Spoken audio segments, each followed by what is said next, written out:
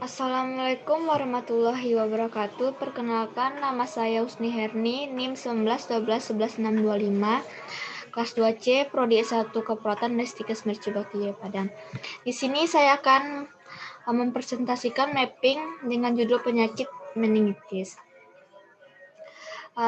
Definisi dari penyakit meningitis ini adalah suatu reaksi peradangan seluruh selaput otak atau meningen yang ditandai dengan adanya sel darah putih dalam cairan cerebrospinalis yang disebabkan oleh virus, jamur, dan bakteri yang masuk ke dalam darah dan berpindah ke dalam cairan otak.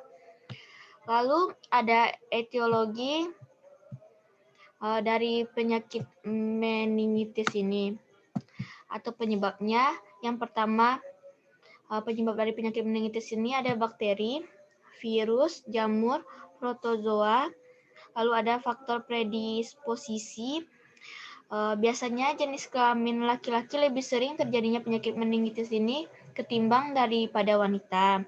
Lalu ada faktor maternal berupa ruptur membran fetal, infeksi maternal pada minggu terakhir kehamilan. Lalu ada faktor imunologi, itu defisiensi mekanisme imun dan defisiensi imunoglobin.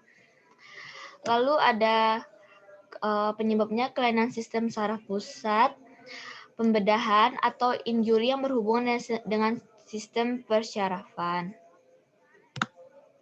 Manifestasi klinis dari meningitis ini yaitu pertama berupa demam. Demam ini merupakan gejala awalnya. Lalu ada nyeri kepala, mual dan muntah, kejang umum. Pada keadaan lebih lanjut dapat mengakibatkan penurunan kesadaran sampai dengan koma.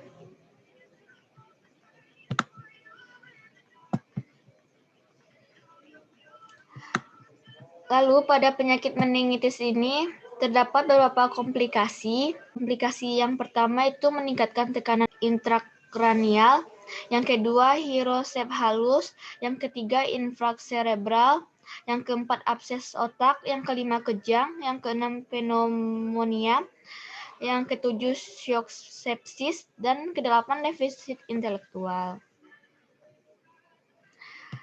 Lalu ada penelaksanaannya. Yang pertama, pasien diisolasi, pasien diistirahatkan atau bed rest, kontrol hipertermi dengan kompres, kontrol kejang, pemenuhan kebutuhan cairan dan nutrisi, dan pemberian antibiotik. Lalu pemeriksaan penunjang dari penyakit meningitis ini berupa pemeriksaan fungsi lumbal dan kultur, pemeriksaan kultur darah, kultur urin untuk menetapkan organisme penyebab. Lalu ada elektrolit serum meningkatkan jika anak dehidrasi, ada MRI dan CT scan. Ini merupakan perjalanan dari penyakit meningitis. Yang pertama ada infeksi TB di orofaring, yang terjadinya septekemia ke meningen yang menyebabkan reaksi radang. Lalu ada mastoiditis, otitis media di nasofaring posterior telinga tengah dan saluran mastoid. Lalu vena ke meningen, terjadinya penghubung infeksi bakteri yang mengakibatkan reaksi radang. Dari cedera kepala, terjadi penghubung bagian dalam kepala dengan dunia luar sehingga bakteri masuk dan mengakibatkan reaksi radang. Dari reaksi radang ini terjadinya trombus dan penurunan aliran darah cerebral. Lalu gangguan metabolisme akibat eksudat dan meningen sehingga menyebabkan penyakit meningitis.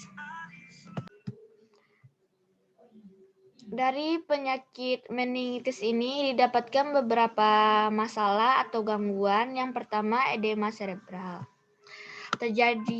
Terjadinya proses desak ruangan, lalu pusat kesadaran terganggu, kesadaran somolen, sehingga didapatkan diagnosanya resiko perfusi cerebral tidak efektif.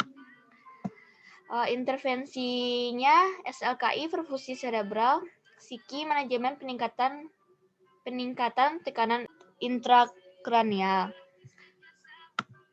Lalu pada masalah berikutnya itu proses infeksi.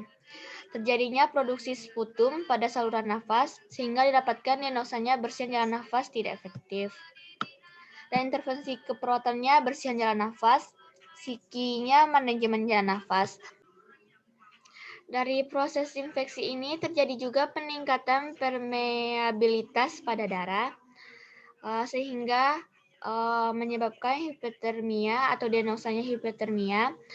Intervensi yang didapatkan SLKI-nya termoregulasi dan psikinya manajemen hipotermia.